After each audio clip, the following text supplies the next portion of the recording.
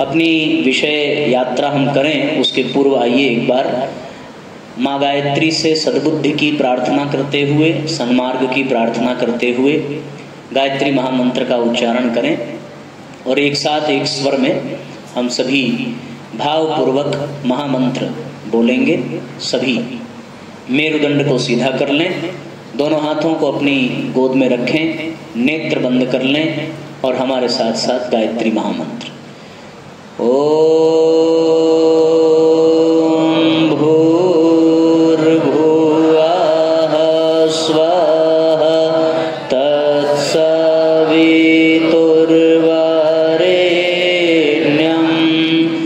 भर्गो देवस्य धीमहि धियो यो नः प्रचोदयात्।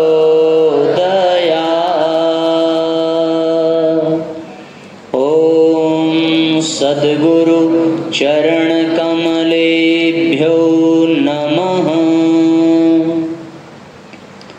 परम पूज्य गुरुदेव परम वंदनीय माता जी के सूक्ष्म संरक्षण में आज इस विद्यालय के पवित्र प्रांगण में आयोजित 1 घंटे की इस कार्यशाला में मुख्य रूप से इस विद्यालय के आदरणीय प्रधानाचार्य महोदय, इस कार्यक्रम की रूपरेखा और आयोजन करने वाले हमारे गायत्री परिवार के वरिष्ठ परिजन आदरणीय पांडे बाबूजी, घनश्याम बाबूजी, अवधेश बाबूजी और हमारे सन्मुख विराजमान हमारे छोटे और प्यारे भाइयों बहनों, आप सभी के हृदय में विराजमान परमपिता परमात्मा को बारंबार प्रणाम करते हुए आइए आज का क्रम प्रारंभ करें।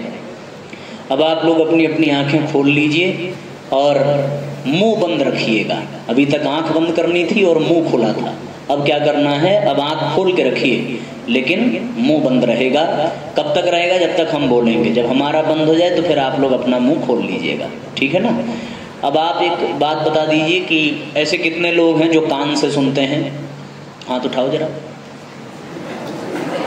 सब लोग सुनते हैं, पर आपको एक निवेदन हम ये करेंगे कि साथियों, जो केवल कान से सुनेंगे उनको लाभ नहीं मिलेगा, कान के साथ साथ ध्यान से भी सुनना पड़ेगा, ठीक है ना। तो ध्यान से कितने लोग सुनेंगे? हाँ, अब बात बनी है। वैसे भी कान से सुनने वालों की संख्या ज़्यादा है क्योंकि उसमें हाथ ज़्यादा उठे थे। ध्यान से सुनने वालों में हाथ कम उठा है, तो कोई बात नहीं, अगर 2-4 भी ध्यान से सुनेंगे तो हम लोगों की मेहनत सफल हो जाएगी। आज की वर्तमान परिस्थिति को देख करके लगता है कि जो अनुशासन है, जो पद्धति है, उस अनुसार यदि कोई चले तो उसको बड़ा बेवकूफ़ कहा जाएगा, और यदि उसके विपरीत कोई चल करके दिखा दे तो उसे बहुत स्मार्ट कहा जाएगा, बहुत टैलेंटेड कहा जाएगा। आज का ये प्रचलन है। यानी अगर बचपन में वो बाल ऐसे झाड़ता रहा और जवान हुआ और बाल उल्टा झाड़ने लगे तो वो फैशन बन जाता है। पहले के जमाने में स्वच्छ कपड़े पहने जाते थे, सिले कपड़े पहने जाते थे।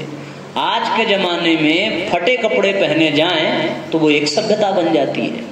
पहले के जमाने में विनम्रता पूर्वक हाथ जोड़ना संस्कार कहलाता था, पर आज के डेट में अगर सॉल्यूट करना नहीं आया, हाथ मिलाना नहीं आया, गुड मॉर्निंग विश करना नहीं आया तो आपको पागल समझा जाएगा, अनपढ़ समझा जाएगा, है कि नहीं। एक जमाना हुआ करता था कि दुनिया बिल्कुल अच्छी थी। आज से अगर हम लोग तुलना करें बच्चों, तो स्वास्थ्य भी आज की अपेक्षा पुराने जमाने में लोगों के अच्छे थे। मन और मस्तिष्क भी आज की अपेक्षा पुराने जमाने के लोगों की अच्छी थी। बुद्धि और विवेक भी सब कुछ अच्छा था। हो सकता है पैसे का अभाव पहले के लोगों के पास थोड़ा कम रहा हो। आज मकान पक्के हैं, कल मकान कच्चे थे, बस इतना ही अंतर दिखता है। पर मूल रूप से यदि जीवन पर प्रकाश डाला जाए तो पुराने जमाने के लोगों की जिंदगी बड़ी शानदार हुआ करती थी, पर आज के जमाने की जिंदगी बहुत मुश्किल हो गई है। लोग 100 साल से भी अधिक आयु जीते थे और बिना किसी परेशानी के जीते थे। हमने अपनी आंखों से देखा है 90-90 साल के बुजुर्गों के बाल तक सफेद नहीं हुए हैं। और वो बिना चश्मे और बिना कान की मशीन के आज भी बहुत अच्छा उनके शरीर का प्रत्येक तंत्र कार्य कर रहा है। पर आज की स्थिति देखो, एक हफ्ते पहले की बात है, आपके बगल में पहड़िया पे गणपत नगर कॉलोनी है बच्चों, वहां एक 22 साल की लड़की ने सुसाइड कर लिया। जब ऐसी घटनाएं घटती हैं तब हम लोगों के दिलों में आग लग जाती है, तब घर में बैठने का मन नहीं करता, तब ये मन करता है कि अब अपनी परेशानियों को भुला दिया जाए, अपनी समस्याओं को भुला दिया जाए और घर से बाहर कदम रखा जाए। और जो नौजवान पीढ़ियां भ्रमित हो रही हैं, भटक रही हैं और अपने लक्ष्य को पाने के लिए तरसती तड़पती दम तोड़ दे रही हैं, उन्हें कुछ मार्गदर्शन दिया जाए और अपने जीवन से कुछ बताने की प्रेरणा दी जाए। बस इसी उद्देश्य से आज हम सब आपके बीच में आए हैं। संरक्षण पूज्य गुरुदेव वंदनीय माता जी का है, गायत्री परिवार का अभियान है, जिसको लेकर के हम लोग यहाँ आए हैं और कुछ महत्वपूर्ण बात बताने आए हैं। और सार केवल इतना ही बताने आए हैं कि बदलेंगे तो पहले हम ही बदलेंगे, तब ये दुनिया बदलेगी। अगर हम दुनिया को बदलने का प्रयास करेंगे और खुद नहीं बदलेंगे तो सारी मेहनत बेकार हो जाएगी। बस इतनी सी बात है। तो मैं निवेदन ये कर रहा था कि आज सब कुछ उल्टा करो तो आदमी के भीतर स्मार्टनेस देखी जाती है, ठीक है ना। हम मोबाइल को चलावें तब तक बात ठीक है, तब तक हम साधारण आदमी हैं, पर जब मोबाइल हमको चलाने लगे तो जान लो कि हम स्मार्ट हो गए। क्यों? गलत तो नहीं कह रहे। आप विश्वास नहीं करेंगे, हमें भी पता चला कि इंस्टाग्राम जैसी कोई व्यवस्था है, हमने भी डाउनलोड कर लिया, अपनी आईडी बना ली और दूसरे को क्या दोष दिया जाए। जब स्क्रॉल करने बैठे तो 1.25 घंटा कब बीत गया बच्चों पता ही नहीं चला। तब हमें यह समझ में आया कि हम तो इसे चला ही नहीं रहे थे, ये हमें चला रहा था। रात में सोते समय मोबाइल हाथ में ले लो और फेसबुक की रील देखना स्टार्ट कर दो। आप दुनिया के भीतर क्या घट रहा है वो तो बहुत दूर की बात है, आपके ऊपर से सांप रेंग के चला जाए आपको पता नहीं चलेगा। इसका मतलब क्या हुआ कि आप फेसबुक नहीं चला रहे थे, फेसबुक आपको चला रहा था। गड़बड़ी यहां हो जाती है, दिक्कत यहां होती है। एक बार एक आदमी भैंस बांध के ले जा रहा था। रामकृष्ण परमहंस अपने शिष्यों के साथ जा रहे थे। उन्होंने शिष्यों से कहा, एक बात बताओ, भैंस इस आदमी को ले जा रही है कि ये आदमी भैंस को ले जा रहा है? शिष्यों ने क्या कहा कि गुरुदेव सीधा तो दिख रहा है, आदमी भैंस को ले जा रहा है। रामकृष्ण परमहंस ने भैंस का जो पगहा था, रस्सी थी, उसको छुड़ा दिया। अब तो नजारा ही बदल गया। अभी तक आदमी आगे आगे था, भैंस पीछे पीछे थी, लेकिन अब क्या हुआ, पगहा छूट गया, अब भैंस आगे आगे हो गई और आदमी पीछे पीछे। इसी को स्मार्टनेस हम लोग कह रहे हैं कि जब तक हम भैंस को ले जा रहे थे तब तक तो हम अनपढ़ थे, गंवार थे। अब भैंस हमको ले जाने लगी तो हम स्मार्ट बन गए। बस दिक्कत यही आ गई बच्चों। आज हम रोड पे बाएं साइड चलें तो हम अनपढ़ हैं, और बीच में चलें, कॉलर फेंक के चलें, पैर फैला के चलें तो लगेगा कि भाई बच्चा टैलेंटेड है, हैं? गिरने से बचा दिया, बड़ा संस्कारी बन रहा है। धक्का दे के गिरा दिया, बड़ा मजा आ जाएगा कि वाह वाह क्या बात है यार, तुमने तो मजा ला दिया। ऐसा होता है। मैं आपको केवल एक बात बता रहा हूं, एक दृष्टिकोण दे रहा हूं कि आज हम किस जमाने में हैं। एक समय था कि जब टीचर्स का हम पैर छूते थे वो बच्चा बड़ा संस्कारी कहा जाता था, पर आज टीचर्स जिसको गुड मॉर्निंग बोल दें वो बच्चा हीरो बन जाता है, हीरो बन जाता है। क्या बात है यार, सर ने तुमको गुड मॉर्निंग बोल दिया। क्यों बोल दिया ये तो सर जाने, वो जाने। तो इसलिए जमाना बदल रहा है। एक बात और बता करके, ताकि आपके हृदय में ये बात अच्छे से बैठ जाए, तब हम इस विषय को और आगे ले चलेंगे। मेरा एक प्रश्न ये है, दूध बेचने वाले को हम लोग क्या कहते हैं? अरे हिंदी में बोलो भैया, दूध वाला कहते हैं। सब्जी बेचने वाले को सब्जी वाला, राशन बेचने वाले को, मतलब जो सामान दे रहा है उसको हम कहते हैं देने वाला, और जो सामान ले रहा है उसको हम कहते हैं लेने वाला, ठीक है ना। तो एक बात बताओ, हम लोग कूड़ा वाला किसको कहते हैं? कूड़ा फेंकने वाले को या कूड़ा उठाने वाले को? कहना किसको चाहिए? हो गया ना उल्टा जमाना। सब्जी दिया जिसने वो सब्जी वाला, तो कूड़ा जिसने फेंका कूड़ा वाला उसको कहना चाहिए था। पर हम लोगों ने किसको कूड़ा वाला कहा? जो कूड़ा साफ कर रहा है। पढ़ा लिखा फेंक रहा है, अनपढ़ उठा रहा है। जमाना बदल गया कि नहीं बदल गया? आप बताओ, दुनिया बदल गई कि नहीं बदल गई? हम बड़े को आप कह रहे थे तो संकोच था, तुम कहने लगे, तू कहने लगे, गालियां देने लगे तो हम स्मार्ट बन गए। बस आपको बोध कराने की इच्छा से ये बातें मैं बता रहा हूं कि दुनिया कैसे उल्टी हो गई है। और पूज्य गुरुदेव ने कहा कि उल्टी हुई दुनिया को उलट करके जब तक सीधा नहीं किया जाएगा तब तक अप्रिय घटनाएं घटेंगी और हमारे देश की नौजवान पीढ़ियां कुमार्ग की ओर चली जाएंगी। आज आप स्मार्ट बनने के चक्कर में अगर रास्ते से भटक गए तो सारी स्मार्टनेस पानी में चली जाएगी। ये मैं आपसे इतना ही बस कहना चाह रहा हूं और इसी एक विषय को आगे बढ़ाएंगे और एक महत्वपूर्ण बिंदु पर चर्चा करेंगे जिसमें आज हमारे देश का भविष्य खतरे में है। आपको पता है ना, पूरी दुनिया में सबसे नौजवान देश कौन सा है इस समय? पता है कौन सा? भारत। 67% आबादी यहां युवाओं की है जिनकी उम्र 35 साल से कम है। चीन में अधिकतम लोगों की उम्र 40 साल से ऊपर की है। आप दुनिया के किसी भी देश में झांक करके देखें, इतने युवाओं की संख्या जितनी आज भारत देश में है आपको कहीं नहीं दिखेगी। पर साथियों, ये 67% युवाओं की आबादी में कितने युवा सही हैं इसका मूल्यांकन आश्चर्यचकित कर देता है, क्योंकि उस 67% में 15% आपको नाली में पड़े मिलेंगे जो शराब और गुटखा के चक्कर में फंस गए।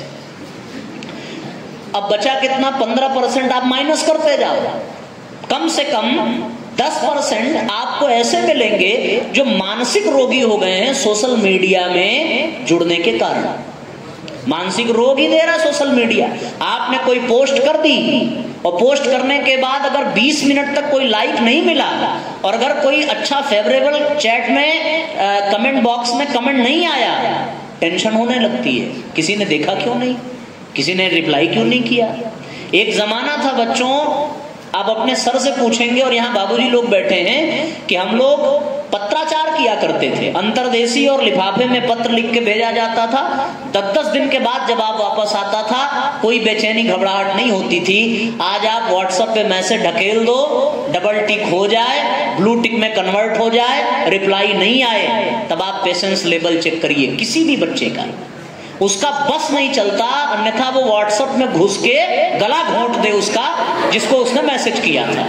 और अगर बात हो गई तो आग लग जाती है। सीधे ही बदतमीजी से बात होती है कि तुम बहुत भाव खा रहे हो, कब से मैसेज किया तो रिप्लाई देने का टाइम नहीं है, बहुत बड़े आदमी बन गए हो। आपको पता है, ये बात मैं हंसने के लिए नहीं कह रहा हूं। किसी बड़े विचारक ने कहा है, पेशेंट वही है जिसमें पेशेंस नहीं है। पेशेंट और पेशेंस में कोई अंतर नहीं है।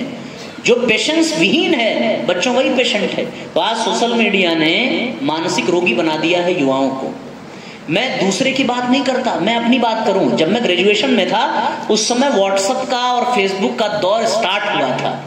अब तो आप लोग थोड़ा आगे आ गए, तो हम लोग के जमाने में वो स्टार्ट हुआ था। एंड्रॉयड सेट नया नया निकल रहा था। जमाना केवल 10 साल पहले की मैं बात बता रहा हूं। 2013 में हमने अपना ग्रेजुएशन कंप्लीट किया था।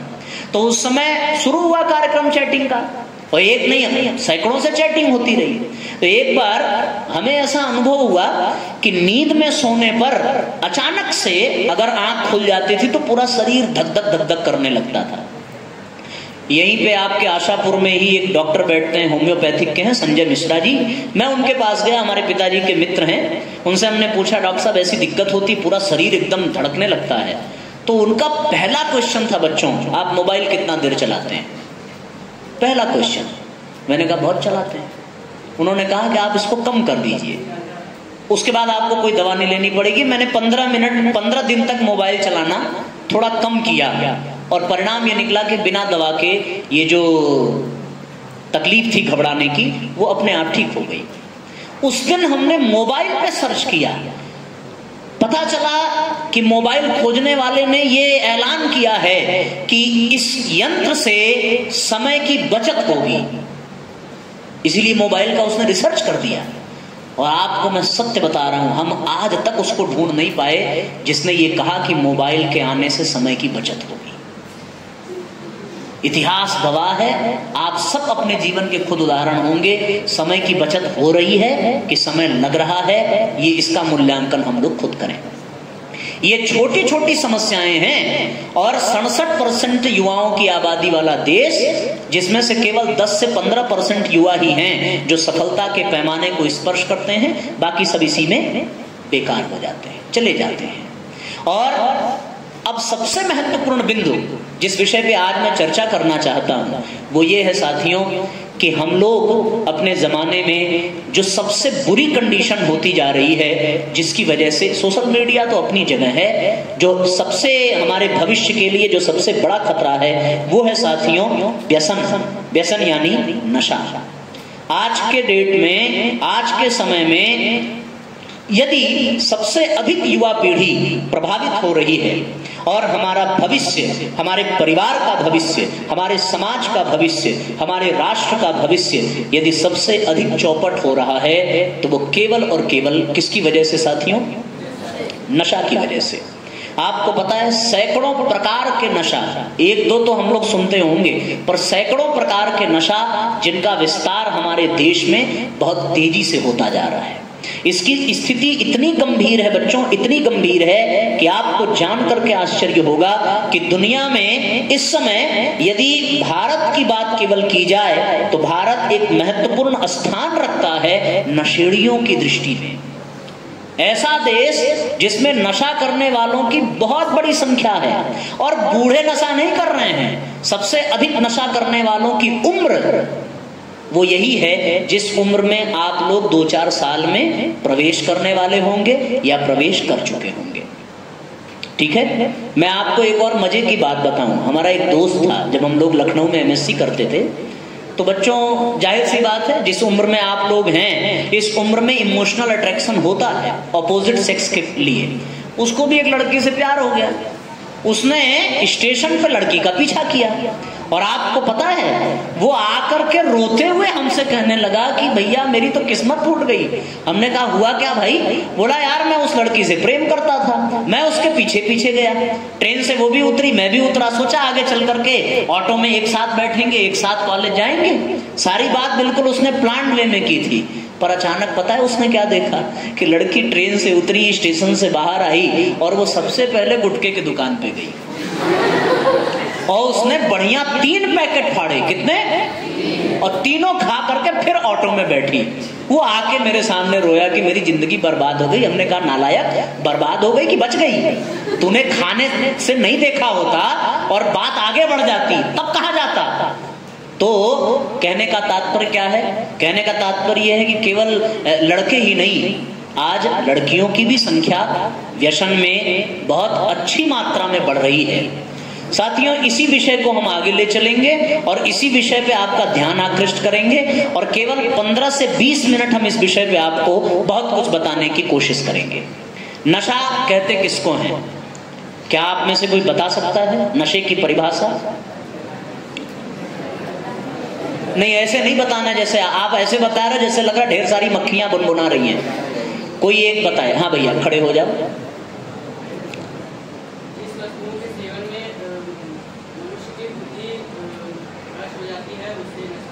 भाई जोरदार तालियां बजाओ। ये भैया ने एक बात कही और ये बात हो सकता है इनको न पता हो, इन्होंने कहीं से सुनी हो। शारंगधर संहिता में बिल्कुल यही लिखा है संस्कृत में, यत बुद्धि विलुम्पति यत द्रव्यम मदकारी तदुच्यते, अर्थात वह जिसका सेवन करने से बुद्धि नष्ट हो जाती है उसी को नशा कहते हैं। ये बिल्कुल सही उत्तर दिया भैया ने, ठीक है ना? जिसका सेवन करने से क्या नष्ट हो जाए? बुद्धि नष्ट हो जाए। और गीता में एक बात कही गई है, गीता में कहा गया है क्रोधाभिजायते क्रोधात भवति सम्मोहः सम्मोहात स्मृति विभ्रमः स्मृत भ्रंशात बुद्धिनाश्यो बुद्धिनाश्यात प्रणश्यति। उसमें क्या कहा गया कि विषयों की कामना न पूरी हो तो क्रोध आता है, क्रोध से बुद्धि नष्ट होती है, बुद्धि के नष्ट होने से फिर मनुष्य को नष्ट होने से कोई बचा नहीं सकता। उसका सर्वनाश हो जाता है, ऐसा अर्जुन को भगवान कृष्ण ने कहा। तो सबसे अधिक नशा कहां प्रभावित करता है? बुद्धि को। बुद्धि अगर नष्ट हो गई तो अब उसको बर्बाद होने से साथियों कोई बचा ही नहीं सकता। ये आप इसको अच्छे से नोट कर लीजिए। तो अब प्रश्न ये उठता है कि बुद्धि नष्ट हो रही है, कैसे जाने? आपने अपने समाज में बहुत से शराबियों को देखा होगा, है ना, और अच्छी अच्छी कंडीशन में देखा होगा। किसी को आपने लग्जरी बेड पे पड़ा हुआ नहीं पाया होगा। वो शराबी रोड के किसी कोने, किसी किनारे, आधा शरीर नाली में और आधा शरीर सड़क पे होगा। ये स्थिति किसी मनुष्य की हो सकती है या पशु की, पर वो मनुष्य से जानवर क्यों बन गया? क्योंकि उसकी बुद्धि खत्म हो गई।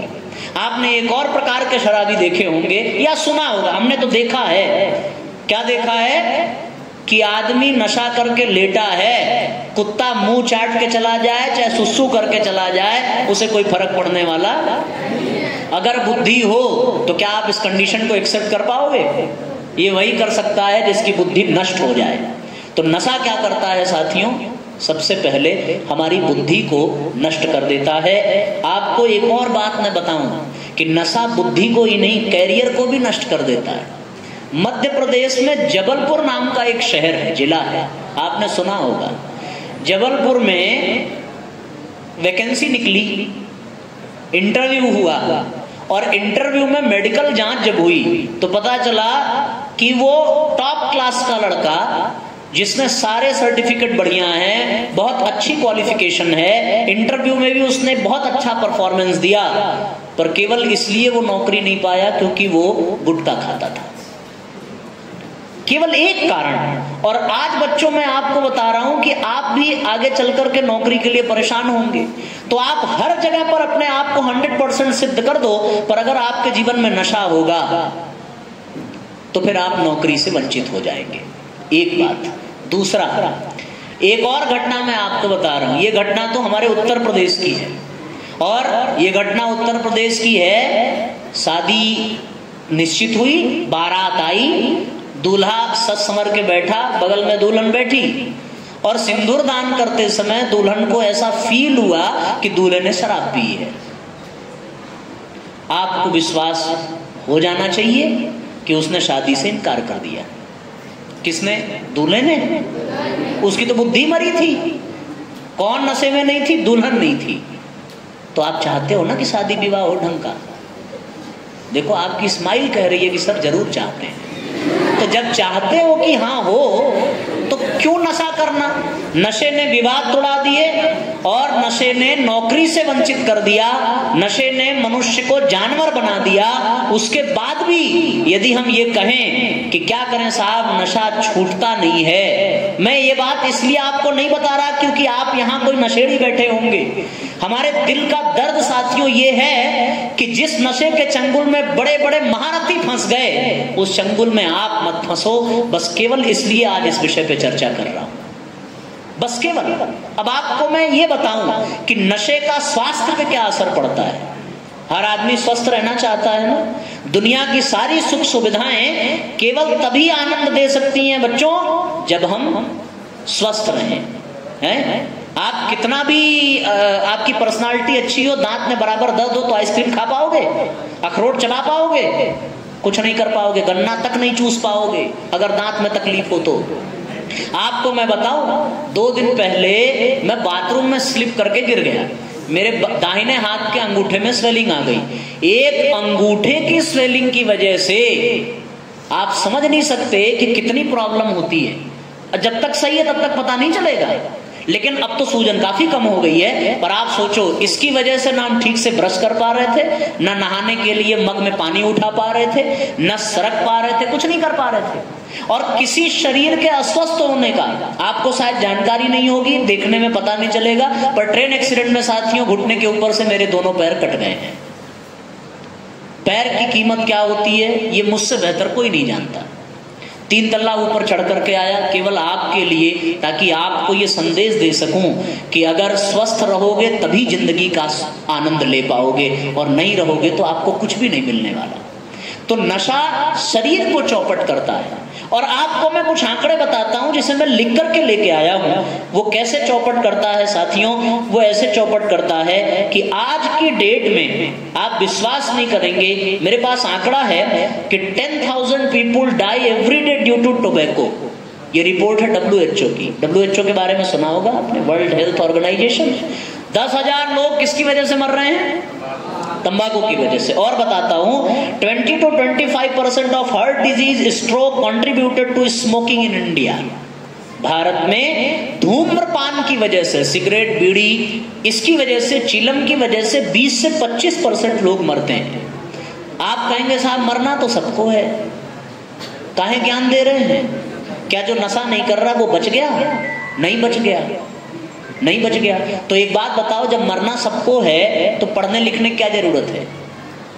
विद्यालय आने की क्या जरूरत है? घर बसाने की क्या जरूरत है? नौकरी करने की क्या जरूरत है? मरने के लिए पैदा हुए तो मर ही जाओ ना। लेकिन हम मर नहीं रहे हैं और मरने से सब डर रहे हैं। और यहां यह कहा जा रहा है कि मरने में सर्वाधिक संख्या नशेड़ियों की है, तो हम लोग दलील देते हैं कि साहब मरना तो सबको ही है, 4 दिन की जिंदगी है, पी के मरो, बढ़िया है, पी के मरो। एक मजे की बात मैं आपको बताऊं, एक आदमी, अब देखो ये नशा स्वास्थ्य को कैसे चौपट कर रहा है।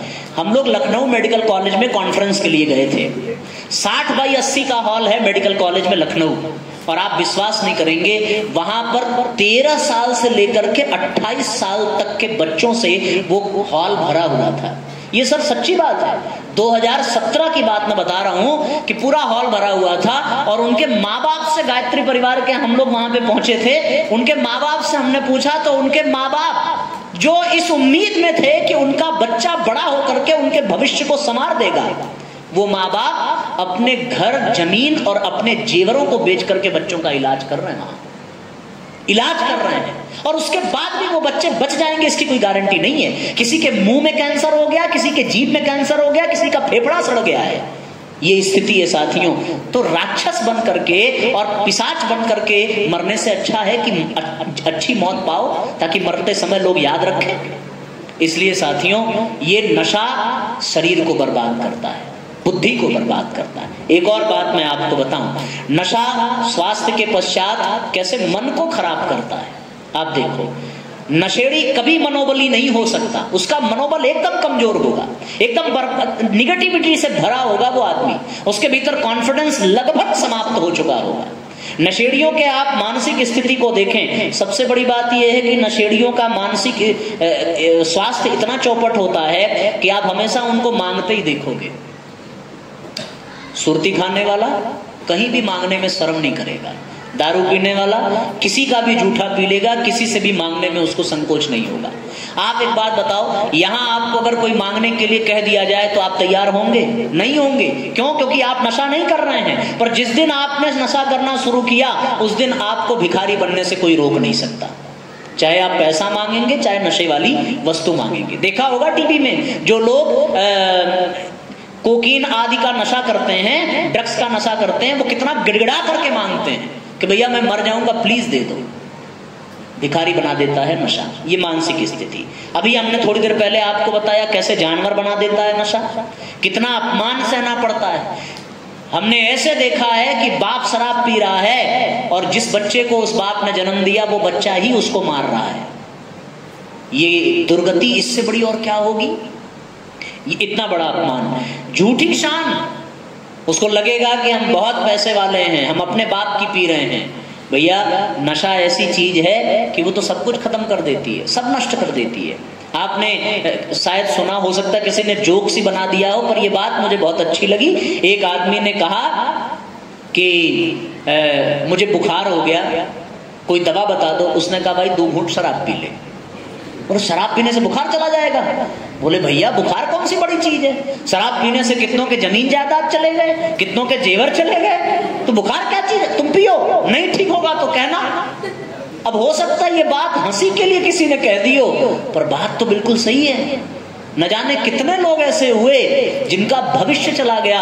और नशा करने वाला केवल अपनी बर्बादी नहीं करता, यदि वो किसी का पति है तो वो एक पत्नी के सुहाग को उजाड़ देता है। यदि वो एक बच्चे का पिता है तो बच्चे के भविष्य को उस नशे में पी जाता है। यदि वो किसी माँ बाप की संतान है बच्चों, तो वो अपने माँ बाप की उम्मीदों पर पानी फेर देता है। नशेड़ी हर तरीके से पूरे समाज को बर्बाद कर देता है। एक अंतिम बात आप देखिए कि उसके ऊपर कोई विश्वास नहीं करेगा, उसमें आत्महीनता आएगी, वो तन करके कहीं जवाब नहीं दे पाएगा। नशा मन को खराब करता है, नशा परिवार को खराब करता है। आप देखें अच्छा भला परिवार, अच्छे भले लोग, अगर उस परिवार में एक शराबी हो गया तो वो पूरा परिवार चौपट हो जाता है। उस एक नशेड़ी की वजह से उस घर की बेटी का विवाह रुका रहता है, उस एक नशेड़ी की वजह से पूरा घर कर्ज में डूबा रहता है, उस एक नशेड़ी की वजह से पूरी प्रॉपर्टी दांव पे लगी रहती है और पूरे परिवार में केवल और केवल कलह का वातावरण होता है। क्योंकि वो शराब पीने के बाद प्रेम से तो बात करेगा नहीं, शराब पीने के बाद तो वो गायत्री मंत्र पढ़ेगा नहीं, वो तो गाली ही देगा, वो तो हाथ पैर ही चलाएगा। और फिर उस परिवार के जमीन जायदाद जेवर सब बिकेंगे, कलह क्लेश बढ़ेगा और परिवार समाप्त हो जाएगा। भगवान न करे यहाँ कोई ऐसा हो, पर यदि आपके परिवार में कोई नशा करता हो तो आपने अनुभव किया होगा कि नशा करने वाला अपनी पत्नी को पीटता है, बच्चों को पीटता है और सबको पीट करके फिर स्वयं मर जाता है। ये नशेड़ी की स्थिति है साथियों। नशा परिवार को नष्ट करता है, नशा समाज को नष्ट करता है। समाज के लिए भी हमारे पास एक आंकड़ा है और वो क्या है कि आज जितने भी अपराध भरे हैं साथियों, वो नशेड़ियों की वजह से। अभी आपको मैं बताऊं कि विश्व में बलात्कार की 90% घटनाएं शराब पीने की वजह से होती है। 90%। अभी पश्चिम बंगाल की घटना सुनी आपने, शराबी की वजह से थी, शराब पीने की वजह से। नीरजा कांड आपने सुना था दिल्ली का, शराबी की वजह से थी। शराब पीने वाले ये दुष्कर्म करते हैं और हमारी बहन बेटियों की इज्जत लूटी जाती है। आप कल्पना नहीं कर सकते। आपको मैं एक और बात बताऊं, चोरियों के पीछे 40% कारण गांजा और अफीम है। क्योंकि बुद्धि नष्ट हुई तो वो चोरी ही करेगा ना, नौकरी थोड़ी करेगा। एक और बात मैं आपको बताऊं, आत्महत्याओं की घटना में भी शराब का परसेंटेज ज्यादा है। शराबी ही आत्महत्या करता है क्योंकि उसका आत्मबल समाप्त हो जाता है। और साथियों, अब समाज में दुर्घटनाओं की मैं बात करूं, आपको जान करके आश्चर्य होगा कि 75% रोड एक्सीडेंट किसकी वजह से होते हैं? शराब की वजह से। आपको और सुनिए, ग्रामीणों में खेत खलिहानों में लगने वाली आग पता है किसकी वजह से होती है? सिगरेट की वजह से, बीड़ी की वजह से। गर्मियों में सूखी हुई घासें हैं, किसी ने पी करके छोड़ दिया, वो तो चला गया, वहां कार्यक्रम चालू हो गया, खत्म, सब जल करके राख हो गया। ये सामाजिक नुकसान है। रेलगाड़ियों में, बसों में लगने वाली आग के मैक्सिमम कारण ये नशे ही हैं। आप समझ सकते हैं मैं आपको ये जो बता रहा हूं। और दूसरी चीज, सामाजिक कुरीतियां भी नशे की वजह से बर्बाद हो रही है। आपको पता है, आप लोग सामाजिक प्राणी हैं, आपने देखा होगा आजकल एक प्रचलन स्टार्ट हुआ है, शादियों में शराब की विधिवत व्यवस्था की जाती है। वो बाराती ही क्या जो बिना पिए आ जाए, और अगर पीने वाले सब बाराती आ गए तो सोचो शादी कितनी बढ़िया होगी। उसमें कभी कोई वेद मंत्र गूंजेगा क्या? उसमें विवाह के मंडप में यज्ञ हो पाएगा? वहां तो कुछ और ही कार्यक्रम चलेगा। और अगर उनको बारातियों को शराब न मिला, नाराज हो जाते हैं। ये प्रोफेशन बन गया है। बर्थडे पार्टी में, विवाह में, एनिवर्सरी पे, कुछ भी हो, शराब की पार्टी होनी चाहिए। एक बहुत बड़ा प्रचलन हो गया है। और इसमें साथियों, शादियों में होने वाले लड़ाई झगड़े में 90% कारण केवल और केवल शराब का ही होता है। आप कल्पना करके देखिए। और एक बात बताऊं आपको, नशे में अर्थशास्त्र पर कितना प्रभाव पड़ता है, कल्पना करके देखिए। आज लोग कहते हैं साहब गरीबी बढ़ती जा रही है, महंगाई बढ़ती जा रही है। गरीबी तो नहीं बढ़ती जा रही, महंगाई बढ़ती जा रही है। आपसे मैं पूछूं, दूध महंगा है कि शराब महंगा है? लिया था कभी? सुना होगा, दूध 45-50 लीटर मिल जाएगा, 45 रुपए 50 रुपए लीटर। शराब इतने में नहीं मिलेगा। समझ में आ रही है बात? अच्छा, एक और बात बताओ, ड्राई फ्रूट्स महंगा है या गुटखा महंगा है? ड्राई फ्रूट नहीं महंगा है बच्चों, पता कर लेना तुम। आपको 400-450 रुपए में आधा किलो काजू मिल जाएगा, ठीक है, पर आपको गुटखा एक पैकेट 10 रुपए का मिलेगा और उसकी क्वांटिटी कितना होती है उसमें? 2 ग्राम 3 ग्राम, बस, इससे ज्यादा नहीं होती। आपको पता है सिगरेट कितनी होती है? हमने पता किया है, हाँ, पिया तो नहीं है क्योंकि हमारा जो रूममेट्स था वो पीता था। मैंने उससे पूछा भाई कितने की है, एक दिन में कितनी पी जाते हो? एक सिगरेट उस समय 5 रुपए की आती थी, 2014 में बता रहा हूं, अब तो रेट घटा नहीं होगा, बढ़ा ही होगा। और एक दिन में वो 5 सिगरेट पीता था, यानी 25 रुपए डेली की। महीने का कितना हो गया सोचो जरा, 750 रुपए। और साल भर का कितना हो, कितने का वो पी गया? केवल सिगरेट की मैं बात बता रहा हूं, लगभग 8-9 हजार रुपए वो नशे में फूंक देता है। उसके बाद लोग कहते हैं साथियों कि महंगाई बहुत बढ़ गई है। आप कल्पना करके देखिए, अब मैं आपको आंकड़ा दे रहा हूं कि भारत में प्रतिवर्ष 20,000 करोड़ रुपए नशे की होली में जलाए जाते हैं। कितने? 20,000 करोड़, पूरे देश की मैं बात बता रहा हूं। आप बनारस में हैं, मैं बनारस का आंकड़ा आपको बताऊं। लॉकडाउन के बाद जब पहली बार शराब की दुकान खुली थी तो पता है अकेले बनारस में कितने की शराब बिकी थी? हैं? बता सकता है कोई? हाँ भैया बता। 450 करोड़ नहीं, 14 करोड़। 14 करोड़ रुपए केवल बनारस की मैं बात कर रहा हूं, केवल बनारस की 14 करोड़ रुपए की शराब बिकी थी। करोड़ समझ रहे हैं आप ना? ये सुनो, 14 करोड़ रुपए जेब में और ब्रीफ केस में भी आ नहीं पाएगा, उसके लिए बढ़िया बैग चाहिए। इतने रुपए की शराब बिकी थी। अगर ये 14 करोड़ हम लोग किसी अच्छे काम में लगाते तो साथियों आप विचार करके देखिए, उससे देश का भला ही होता, नुकसान नहीं होता। 14 करोड़ रुपए केवल बनारस की बात। और आप सुनिए, मैं आपको बता रहा हूं कि बीमारी जो शराब की वजह से, नशे की वजह से होती है, और उस नशेड़ी जो बीमार होकर के सरकारी अस्पताल में भर्ती होते हैं, एक साल में उनके इलाज का खर्च 27,000 करोड़ रुपए आता है। कितना? नशे से प्रतिवर्ष 15,000 करोड़ रुपए का राजस्व यानी टैक्स प्राप्त होता है सरकार को। कितना प्राप्त होता है? 15,000 करोड़। शराब जो बिकती है ना, उसका टैक्स सरकार को मिलता है 15,000 करोड़, और 27,000 करोड़ इलाज में जा रहा है सरकार का, और उसके बाद फिर 20,000 करोड़ रुपए लोगों के बर्बाद हो रहे हैं नशा करने में। एक बात, अब मैं आपको एक और महत्वपूर्ण जानकारी देना चाहूंगा साथियों, कि जितने भी आतंकवादी आतंक फैला रहे हैं नशे की वजह से, क्योंकि आप कोई भी भ्रष्टाचारी देखो, कोई भी आतंकवादी देखो, कोई भी देखो, वो नशे की वजह से। ये आंकड़ा आपको बताना केवल और केवल इसलिए जरूरी है क्योंकि आप इस नशे के चंगुल में मत फंसना। बस यही विनती लेकर के ये बात मैं कर रहा हूं। और अब अपने विषय को थोड़ा सा आगे बढ़ाते हैं। एक महत्वपूर्ण जानकारी, आज प्रदूषण बढ़ रहा है, पीने वाले बढ़ा रहे हैं, नो डाउट, पर उससे ज्यादा प्रदूषण पता है किस वजह से बढ़ रहा है? मुझे जान करके बड़ा आश्चर्य हुआ। गुरुजी ने एक पुस्तक लिखी है, छात्र नशा से बचें। उसमें उन्होंने एक आंकड़ा दिया है कि 300 तंबाकू के पैकेट को बनाने के लिए एक अच्छे खासे हरे भरे पेड़ को जलाना पड़ता है ईंधन के रूप में।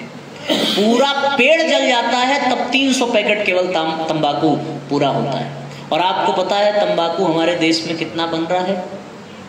3,63,900 टन पर ईयर, ये आंकड़ा है।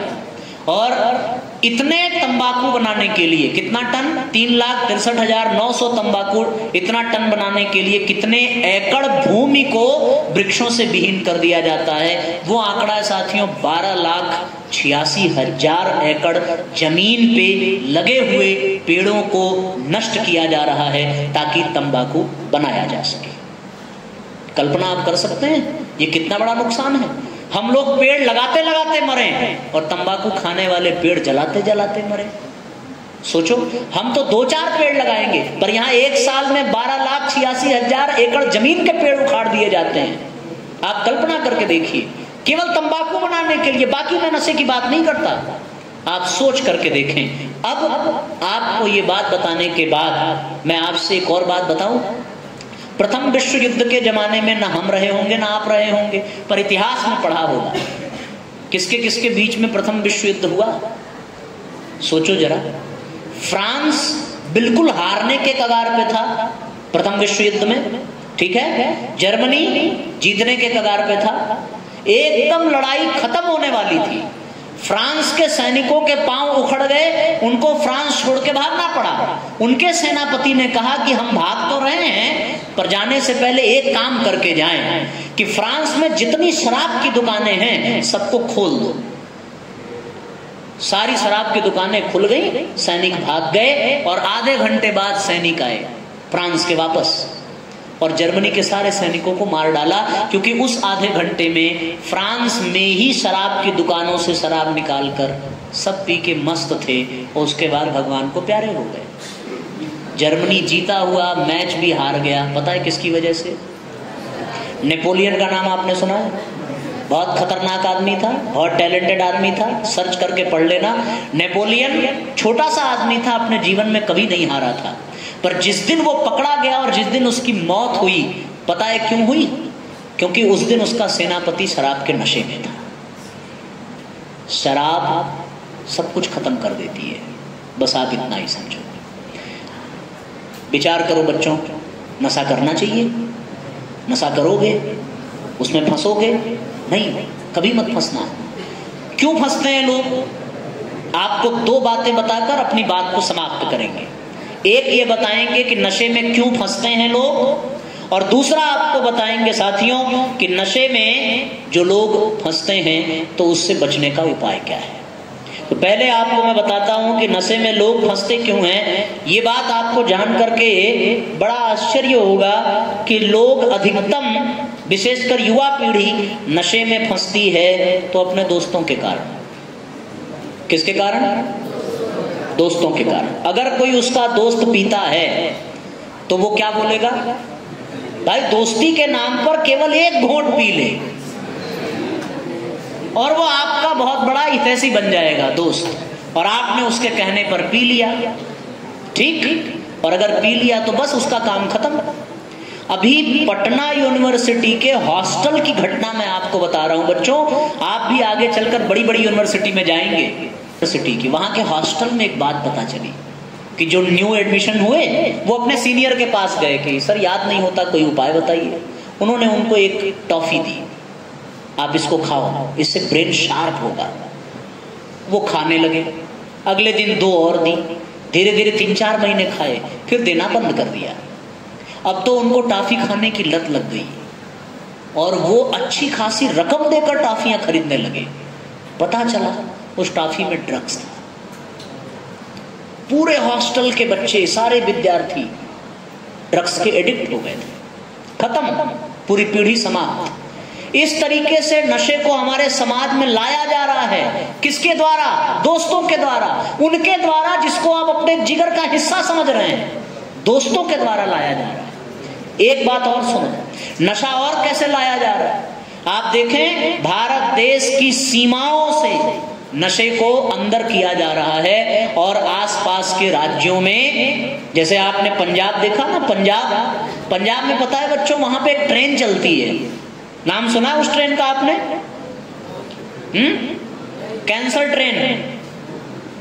कैंसर ट्रेन पंजाब से चलती है। उस ट्रेन में केवल और केवल कैंसर के रोगी जाते हैं, फ्री सर्विस है कैंसर ट्रेन की, और वो ट्रेन में सफर करके कैंसर का इलाज कराने जाते हैं कैंसर हॉस्पिटल में। ट्रेन का नाम ही कैंसर ट्रेन रख दिया। कैंसर हुआ कैसे? क्योंकि पंजाब पाकिस्तान का बॉर्डर है, और पाकिस्तान से ड्रग्स, पाकिस्तान से नशे सब आ रहे हैं और पंजाब के युवाओं को बुरी तरह से कर रहे हैं। बनारस में भी फैल रहा है। खाई के पान, गाना बड़ा अच्छा लगता है, पर शुरुआत पान से ही होती है। पान से ही बर्बादी का कार्यक्रम प्रारंभ होता है। आप लोग भी एक आध बार हो सकता है खाए हो, नहीं थोड़ा और बड़े होंगे तो शादी विवाह में खाएंगे। शुरुआत ही मत होने देना बच्चों। बनारस के पान में कोई जादू नहीं है, ध्यान देना। बनारस के पान में जादू नहीं है, जादू है बनारस में गंगा के घाटों पर। बनारस में कबीर मठ में जादू है, बनारस में भगवान बुद्ध के विचारों में जादू है, बनारस में महात्मा गांधी के विचारों में जादू है, बनारस में पंडित मदन मोहन मालवीय जी के द्वारा स्थापित विश्वविद्यालय में जादू है, बनारस के मंदिरों में जादू है, बनारस के आश्रमों में जादू है। पान में जादू नहीं है। नशा करना है तो गंगा के घाट का नशा करना, क्योंकि सुना है कि परीक्षित जब सबसे हार गया था तो वो गंगा के घाट पर गया था, वहीं से उसका जीवन संवर गया था। सुना है कि जब सब हार गए थे तो गंगा मैया ने ही लोगों को उबारा था। ये हम लोगों को सौभाग्य और वरदान मिला है बनारस में। तो बनारस के पान में जादू नहीं है। ये गाना न जाने किस बेवकूफ ने बना दिया, और मैं बहुत सम्मान तो करता हूं फिल्मी कलाकारों का, पर उनकी बुद्धि क्यों ये काम नहीं कर पाई कि यदि मैंने ये गा दिया कि खाई के पान बनारस वाला, तो ये पान खाने वालों की संख्या बढ़ जाएगी और पान की वजह से रोगी बढ़ेंगे, शराबी बढ़ेंगे। ये उनके दिमाग में क्यों ये बात नहीं आई? बच्चों को बिगाड़ा है फिल्मी जगत के लोगों ने और उनके मित्रों ने। और आपको मैं बताऊं, नशा एक्साइटमेंट की वजह से भी लोगों के जीवन में आता है। एक बार मेरे भी दिमाग में आया था, जब वो सिगरेट पी रहा था ना, उसने कहा भाई एक बार पी के देखो। तो हमने भी सोचा क्या हर्ज है, एक बार में थोड़ी नशा हो जाएगा। मन में आया था कि एक बार जो है टेस्ट कर ही लेते हैं, लेकिन चूंकि गायत्री परिवार से जुड़े थे, माँ बाप के संस्कार थोड़े विचित्र मिले थे, तो हमने पिताजी से ही पूछ लिया था कि ऐसा ऐसा कह रहे हैं, एक बार ले ही लें क्या? तो पिताजी ने कहा था कि हाँ, तो फिर अगले दिन हम ही मिलेंगे सामने। तो उसके बाद फिर हम अपने मम्मी को चढ़ाने के लिए, अपनी बहन को चढ़ाने के लिए, वो फोटो आज भी हमारे गैलरी में पड़ी है, हमने एक सिगरेट पकड़ी और उसको पीने के साथ फोटो खिंचाई। जली नहीं थी, हंसो मत, है ना, धुआं नहीं निकल रहा था। तो बेवकूफ बनाने के लिए कि मम्मी आज हमने सिगरेट पी, गजब लगा।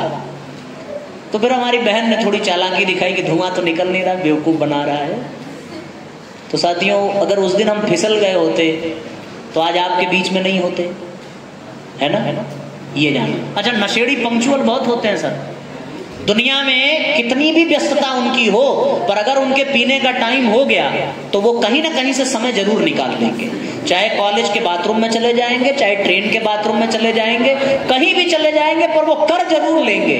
तो उनकी इतनी डिवोशन नशे के प्रति है। अगर इतना डिवोशन हम अपने फ्यूचर के प्रति रख लें तो बात बिगड़ेगी कि बनेगी? बन जाएगी बच्चों। इसलिए आपको मैं ये बात बताता हूं। दूसरा, लोग कहते हैं कि स्ट्रेस, तनाव को कम करने में नशा सहयोग करता है? एक और गाना निकला था, अब क्या बताएं हम, मुझे पीने का शौक नहीं और पीता हूं क्या भुलाने को। तो ऐसा काम ही क्यों किया कि गम आया जीवन में, है? अब लड़की पटाओगे तो गम आएगा, और गम भुलाने के लिए पियोगे। लड़की भी हाथ से गई, परिवार भी हाथ से गया, पैसा भी हाथ से गया।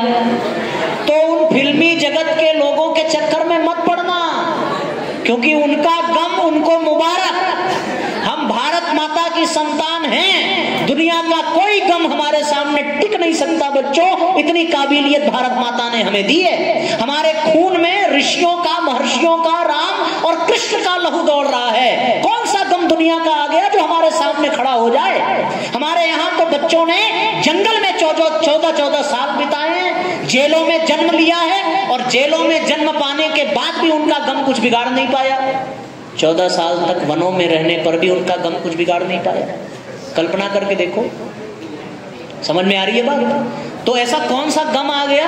आप में से कोई जेल में पैदा हुआ है? भगवान कृष्ण कहाँ पैदा हुए? हम लोग लग्जरी हॉस्पिटल में पैदा हो रहे हैं। कहाँ से गम आ गया भाई? प्रहलाद के पापा ने प्रहलाद को मारने की कोशिश की थी, सुना है आपने ना? हैं? पहाड़ से फिकवा दिया, समुद्र में गिरा दिया। क्या आपके पेरेंट्स आपके साथ ऐसा करते हैं? फिर कौन सा गम आ गया भैया, बताओ जरा। लवकुश के पेरेंट्स ने निकाल दिया था राम जी ने, ऐसा सुना होगा आपने। गो टू हेल, चले जाओ यहां से, अयोध्या में तुम्हारे लिए जगह नहीं है। कहां पैदा हुए बेचारे? ऋषि के आश्रम में। उनको तो कोई गम कभी नहीं सताया। अभिमन्यु को उनके ही रिश्तेदारों ने घेर करके मार डाला। क्या आपके रिश्तेदार ऐसा करते हैं? आपके रिश्तेदार तो आपको चॉकलेट देते होंगे, पैसा देते होंगे, गिफ्ट देते होंगे, फिर कहां से गम आ गया हमें ये नहीं समझ में आया। गम कहां से आ गया? पढ़ाई का गम। आप कहते हैं साहब टीचर्स बहुत प्रताड़ित करते हैं, शायद किसी ने सुना हो एकलव्य का अंगूठा मांग लिया था, मांगा किसी टीचर्स ने, फिर कौन सा गम आ गया आपके जीवन में? हमें तो ये नहीं समझ में आया। आप कहते हैं साहब घर में हमारी बात कोई नहीं मानता, तो किसकी बात मान करके कौन सा बच्चा बड़ा हुआ? आपको आज मैगी खाने को मिल रहा है, हम लोगों को अगर नेनुआ की सब्जी आ जाती थी खाने के लिए और ये कह देते थे कि नहीं खाएंगे, तो पता है क्या होता था? नेनुआ की सब्जी बाद में खाते थे, गाली और लात पहले खाते थे, यही था। तो क्या उससे पूरा दिन आपको देखने को मिला होगा? फिर ये गम कहां से आया? ये गम आया नहीं, ये गम आपके जीवन में लाया गया, बिल्कुल प्लान करके लाया गया। कैसे लाया गया? सोशल मीडिया की वजह से, गलत वातावरण की वजह से। तो बच्चों, लोग इसी वजह से नशा करते हैं। अब अपनी बात को विराम देंगे, आपको एक बात बताते हैं, नशे से बचने का उपाय। हाँ, नशे से बचने का उपाय बस। और कितने उपाय बताएंगे बच्चों? केवल 3। अगर आप ये 3 उपाय अपने जीवन में करते रहेंगे, आप हमेशा नशे से बचे रहेंगे। ठीक है ना? बताते हैं। पहला उपाय क्या? पहला उपाय बच्चों कि हमारे जीवन में प्राणायाम का होना बहुत जरूरी है। क्या होना चाहिए? कोई करता है डेली? कमर सीधी करो, आपको हम बताते हैं। एकदम सिंपल प्राणायाम, केवल एक। अच्छा आप बताओ, ऑक्सीजन वातावरण में है? ऑक्सीजन को अध्यात्म जगत में प्राणवायु कहते हैं। क्या कहते हैं? प्राणवायु। प्राण से ही हमारा जीवन चल रहा है, यानी जिसमें प्राण है वही प्राणी है। अगर प्राण नहीं है तो वो पदार्थ है। प्राणी और पदार्थ में क्या अंतर है? प्राण तो सबके भीतर है, पदार्थों में भी प्राण है। अभी आप देखेंगे तो हम लोग वृक्षों को जड़ कहते हैं, पर जगदीश चंद्र बोस ने यह सिद्ध कर दिया कि वृक्षों में भी जान होती है। तो मैं आपको उस विषय की ओर तो नहीं ले जाता, क्योंकि विज्ञान का विद्यार्थी मैं भी हूं, मैंने भी इंडस्ट्रियल केमिस्ट्री से एमएससी किया है, तो ये बातें थोड़ी जानकारी में हैं। तो प्राण तो सब में है, पर जिसमें प्राण सुसुप्त है उसको पदार्थ कहते हैं, मटेरियल कहते हैं, और जिसमें प्राण जागृत है उसको प्राणी कहते हैं। हम लोग प्राणी इसलिए हैं क्योंकि हमारे भीतर प्राण जागृत है, और प्राण अपने भीतर सोखना ही प्राणायाम का उद्देश्य है। और वो प्राण है कहां? वो प्राण हमारे वातावरण में है, हमें दिखता नहीं है। हवा में घुला हुआ, ईथर में घुला हुआ वो प्राण है। आपको प्राणायाम कैसे करना है? जो प्राणायाम मैं बता रहा हूं इसको कहते हैं प्राणाकर्षण प्राणायाम, प्राण का आकर्षण करने वाला प्राणायाम। उदाहरण, कोई भारी चीज आप उठाओ, नहीं उठ रही है, फिर आप क्या करते होंगे? खूब जोर की सांस भीतर खींचते होंगे और फिर ताकत लगाते होंगे तो वो उठ जाती होगी। ठीक है ना? आपको जयघोष करना है, बिना सांस खींचे बोलोगे नहीं बोल पाओगे। फेफड़े में सांस भरो, फिर पूरी ताकत से बोलोगे। पता है ऐसा होता क्यों है? क्योंकि आपने प्राण को अपने भीतर खींच लिया। प्राणाकर्षण प्राणायाम में आपको सवेरे जब आपका पेट खाली हो या भोजन करने के 2.5-3 घंटे के बाद कमर सीधी कर लो, दोनों हाथों को ज्ञान मुद्रा में बनाइए, अपने घुटनों पर रखिए और नेत्र बंद कर लीजिए। नेत्र बंद कर लीजिए बच्चों, सब लोग नेत्र बंद कर लें। आपको ध्यान ये करना है कि आपके चारों तरफ सफेद बादल के रूप में, सफेद बादल के रूप में चारों तरफ प्राण ही प्राण विद्यमान है। चारों तरफ सफेद घने बादल आपके आसपास मंडरा रहे हैं और आप उन बादलों से घिरे हुए हैं। अब आप दोनों नाक से धीरे धीरे श्वास खींचें और भाव करें कि वो सफेद बादल, वो दिव्य प्राण आपके शरीर में नासिका के माध्यम से प्रवेश कर रहे हैं। आपके शरीर में, आपका शरीर उस दिव्य प्राण से भर रहा है। अब आप धीरे धीरे श्वास को बाहर छोड़ रहे हैं और आपके अंदर के दोष दुर्गुण काले धुएं के रूप में शरीर से बाहर निकल रहे हैं। यही प्रक्रिया 3 बार करनी है।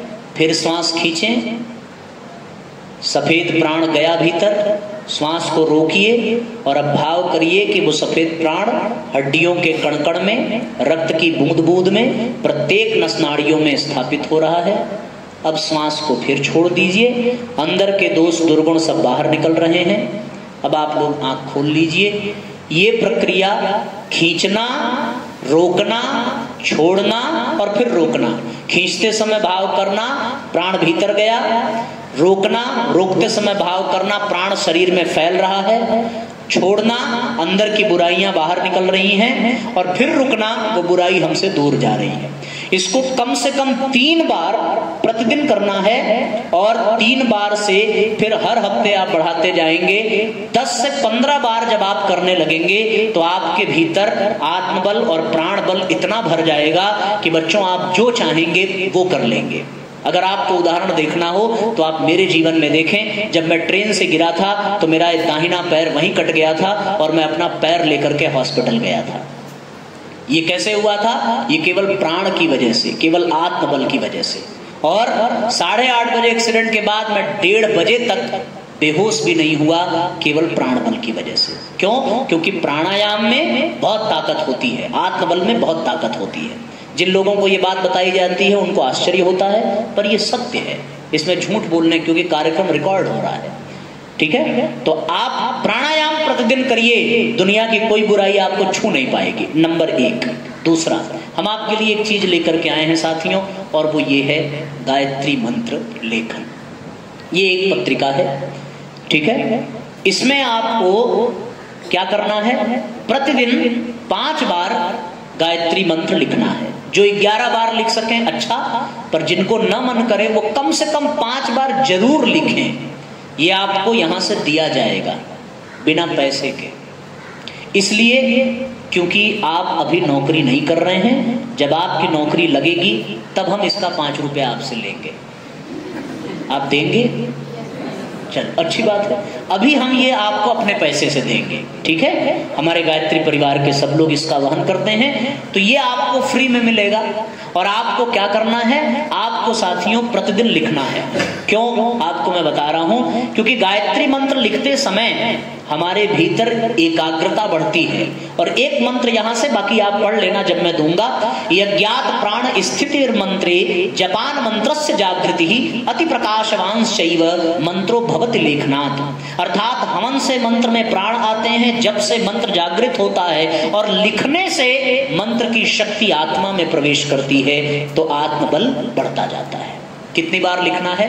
हम साथियों 24 बार गायत्री मंत्र प्रतिदिन लिखते हैं, लेकिन आप 5 बार लिखने से शुरुआत करें। और कब लिखेंगे? जब आप पढ़ने बैठते हैं उसके पहले। तो आपकी एकाग्रता, आपकी कंसंट्रेशन पावर, आपकी व्हील पावर, ये सब बढ़ती चली जाएगी गायत्री मंत्र के लेखन से। आपको लिखना है। दूसरी बात ये बता दी हमने, और एक आखिरी और तीसरी बात बता रहा हूं साथियों, कि मंत्र लेखन के साथ आपको हम एक जीवन विद्या चार्ट दे करके जाएंगे। इसमें क्या लिखा है? सुव्यवस्थित दिनचर्या के सूत्र हैं कि हम लोग प्रातः सूर्योदय से पूर्व उठे कि नहीं। जो उठाने से उठ जाए, जो उठाने से उठ जाए वो सामान्य विद्यार्थी है। जो बिना उठाए उठे वो श्रेष्ठ विद्यार्थी है, और जो उठाने से भी ना उठे वो। तो आपको 5 से 5:30 बजे के बीच में उठने का अभ्यास करना चाहिए। पिछले विद्यालय में, इसके पहले हमारा एक कार्यक्रम हुआ था मुकलारण्यम इंग्लिश स्कूल में पिछले हफ्ते, तो वो वीडियो आप YouTube पर देखना, अभी हम बता के जाएंगे। उसमें सवेरे जगने के क्या क्या वैज्ञानिक प्रभाव हैं हमने उसको बताया है। वो बताने में थोड़ा समय जाएगा, पर आप वहां देख लेना। तो सवेरे जगे हम कि नहीं जगे, यदि जगे तो इसमें 1 से लेकर के 31 तारीख तक के कॉलम बने हैं। अगर आप जगते हैं जल्दी तो आप यस का निशान लगाइए, और नहीं जगते तो क्रॉस करिए, और अगले दिन जगने का संकल्प लीजिए। दूसरा है साथियों कि जगने के बाद आप 5 बार गायत्री मंत्र पढ़ते हैं कि नहीं। अभी आपका आंसर होगा नो सर, बिल्कुल नहीं, हमें क्या जरूरत है। लेकिन आज से आप पढ़ेंगे, ऐसा मुझे विश्वास है। दूसरा आगे दिया है कि उठने के बाद आपने धरती माता और अपने घर के बड़े बुजुर्गों का पैर छुआ कि नहीं। तो आप कहेंगे सॉरी सर, हम केवल एग्जाम के टाइम छूते हैं, आजकल एग्जाम नहीं चल रहा है। तो आपको मैं बता दूं कि आज से आपको पर डे छूना पड़ेगा।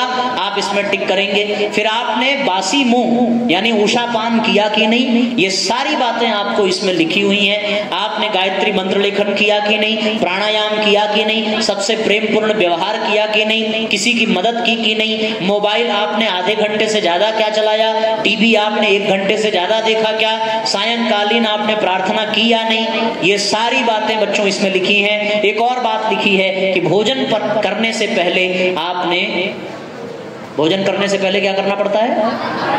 हैं? क्या? किसका हाथ धोना पड़ता है? अच्छा, लेकिन हम आपको एक बात बता रहे हैं कि भोजन करने से पहले भी आपको 3 बार गायत्री मंत्र पढ़ के तब भोजन करना है।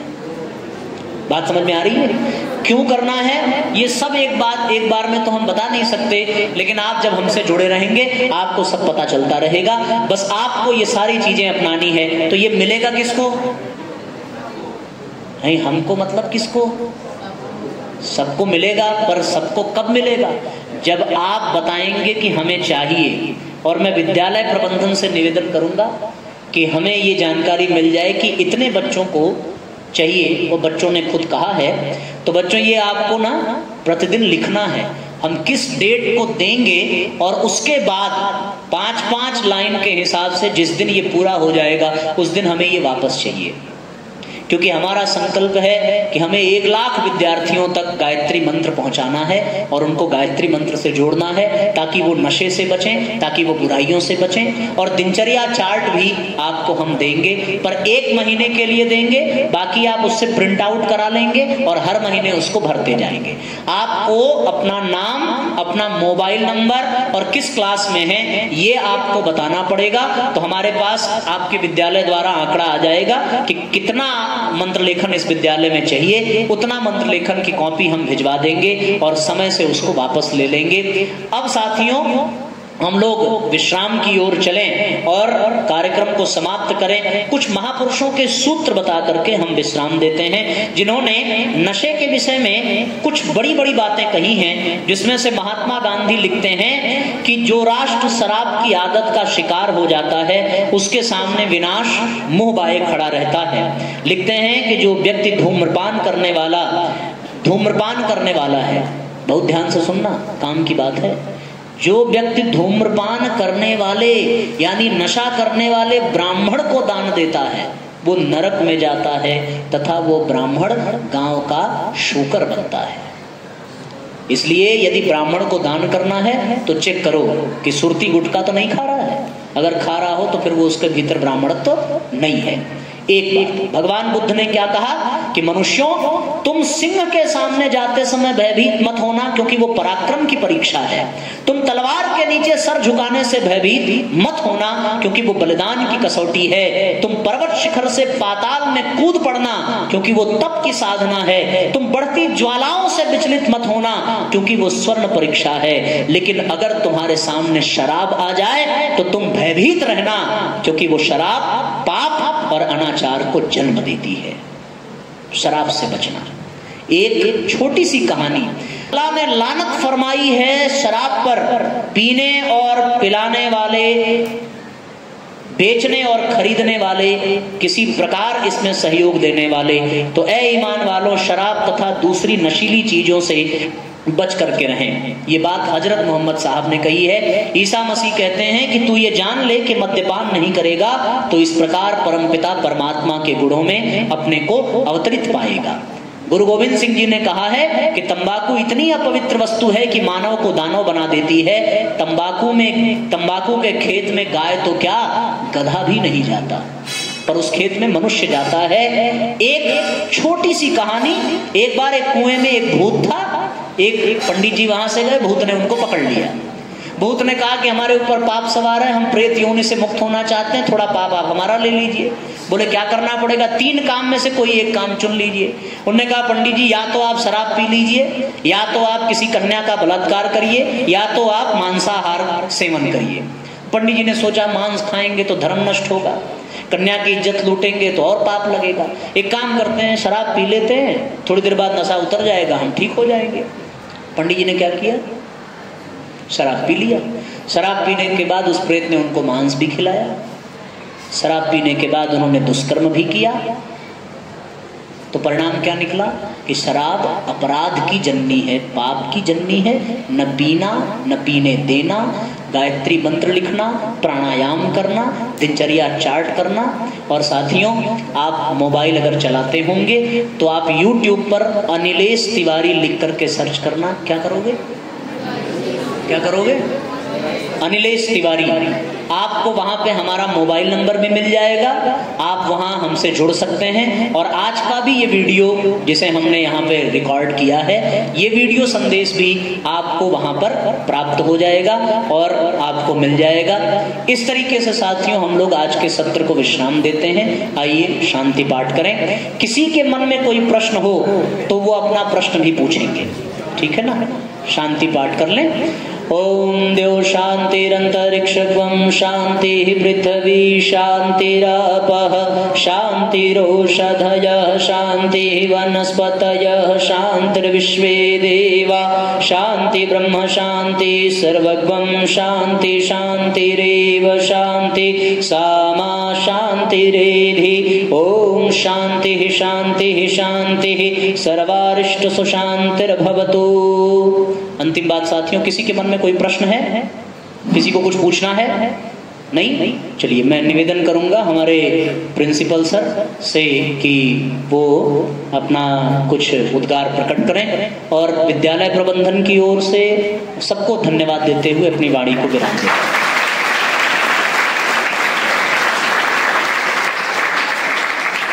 हमारे विद्यालय के विद्यार्थी और शिक्षकों का परिचय अनिलेश तिवारी जी से हुआ।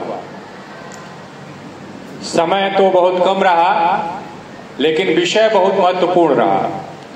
और मुझे उम्मीद है कि आज की इस चर्चा के बाद श्रीमान तिवारी जी के वक्तव्यों को सुनने के पश्चात कोई भी विद्यार्थी आज दो चीजों को जरूर यहां से सीख के जाएगा। प्रथम तो आत्मशक्ति और आत्मविश्वास, जिसकी कमी आज के समाज में युवा वर्ग में बहुत अधिक देखी जा रही है और जिसके कारण तमाम विद्यार्थी, तमाम युवा, अध्ययन करने वाले, तैयारी करने वाले डिप्रेशन के शिकार हो रहे हैं और न जाने क्या क्या फिर आगे कर रहे हैं, जिसमें से नशा भी एक उसका रूप है। दूसरी चीज, ये विद्यार्थी जितने भी आज यहाँ एकत्र हैं, इन लोगों के मन में तो जरूर ये बात बैठ गई होगी कि हमें नशा, किसी भी प्रकार का नशा नहीं करना है।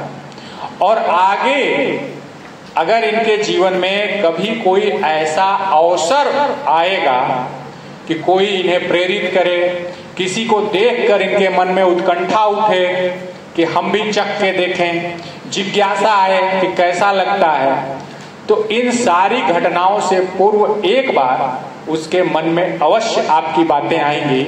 और तमाम उदाहरण से आपने इसको बताया कि नशा किस प्रकार से हमें आकर्षित करता है, लेकिन यह आकर्षण हमें गर्त में ले जाता है, हमें हमारे जीवन से दूर करता है और जीवन का जो वास्तविक आनंद है उससे हमें दूर करता है।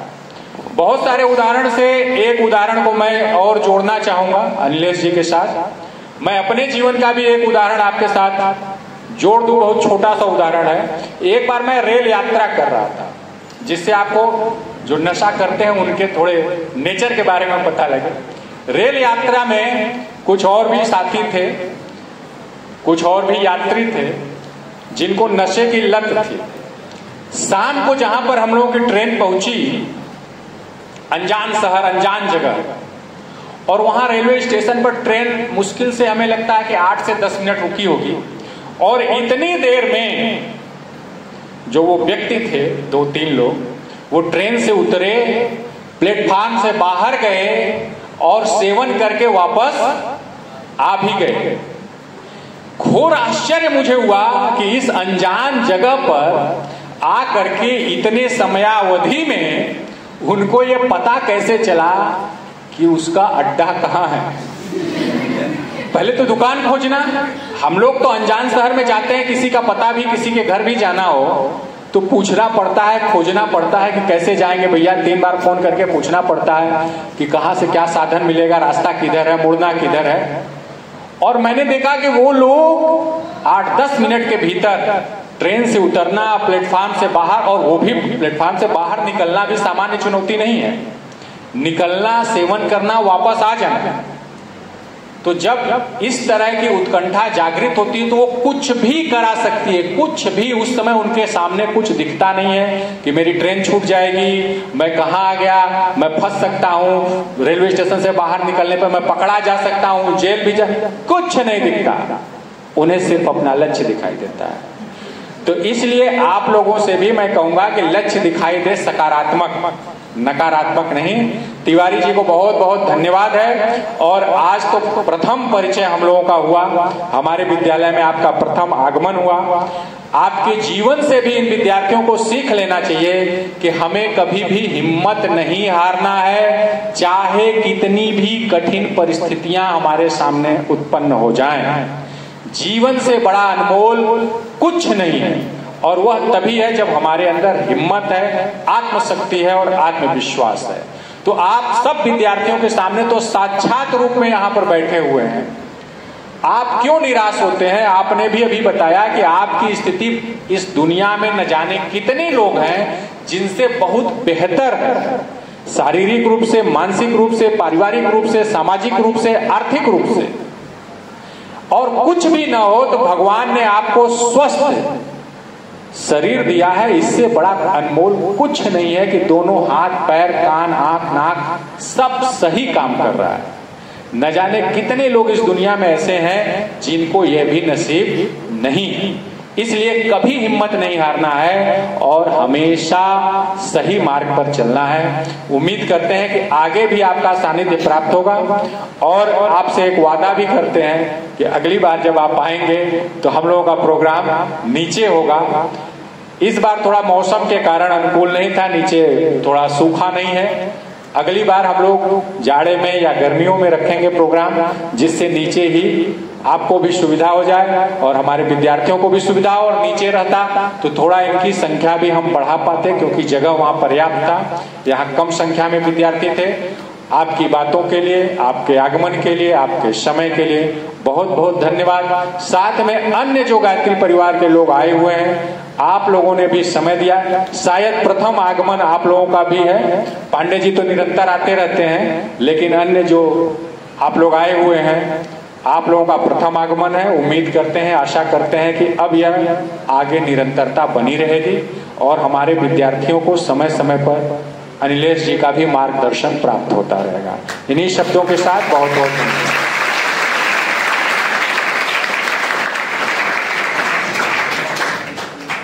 आप किसी को मित्र बनाना तो पूछ लेना, भैया तुम गायत्री मंत्र लिखते हो कि नहीं। अगर वो बोले कि हाँ लिखते हैं, तब तो उससे दोस्ती करना बच्चों। क्यों सर? और अगर ये कह दे कि नहीं हम गायत्री मंत्र नहीं जानते, तो तुम तुरंत कह देना कि फिर तुम हमारे मित्र बनने लायक नहीं हो, क्योंकि हमें ऐसा दोस्त नहीं चाहिए जो गायत्री मंत्र न जानता हो।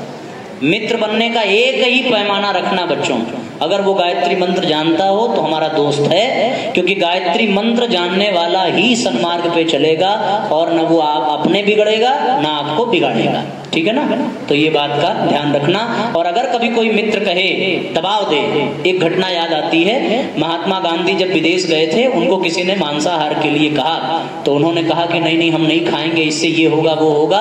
तो सारे ने अपना डिस्कशन हुआ, उन्होंने कहा नहीं नहीं कुछ नहीं होता। एक बात उन्होंने कहा महात्मा गांधी ने कि सब बातें मैं आपकी मान लेता हूँ, लेकिन मैंने अपनी माँ को वचन दिया है कि मैं कभी मांस नहीं खाऊंगा, तो केवल अपनी माँ के लिए मैं नहीं खाऊंगा। इस बात पे सारे दोस्त राजी हो गए। जब कभी भी आपको ये कोई दबाव भी दे कि नहीं खाना ही है, खाना ही है, पीना ही है, तो तुम ऐसा ही कुछ बहाना बनाना कि नहीं मैं अपने परिवार के लिए, अपने माँ बाप के लिए नहीं करूंगा। और अगर वो अच्छा दोस्त होगा तो कभी दबाव नहीं देगा, बुरा होगा तो बस उसी दिन से खत्म दोस्ती। ठीक? तो हम लोग मिलेंगे अब बच्चों कहाँ पता है? YouTube पर मिलेंगे। ठीक है? अनिलेश तिवारी नाम से करना। और कभी भी आपको कोई भी दिक्कत हो, कोई भी प्रश्न हो, आप उस पर हमारा नंबर है, आप बेहिचक फोन करना है, लेकिन एक ही बार करना, बस केवल एक बार। फिर हम उठाएंगे या नहीं वो अलग विषय है। ठीक, कॉल बैक हम जरूर करेंगे, क्योंकि अधिकतम समय दिन के 7 से 8 घंटे बच्चों हमारा मंच पे बीतता है, इसलिए समय बहुत थोड़ा सा मिलता है। तो इसलिए हम इतना ही निवेदन करेंगे। आप फोन करेंगे, कॉल बैक मैं जरूर करूंगा, पर अपनी सुविधा अनुसार। ठीक है, सबको प्रणाम, बहुत बहुत धन्यवाद।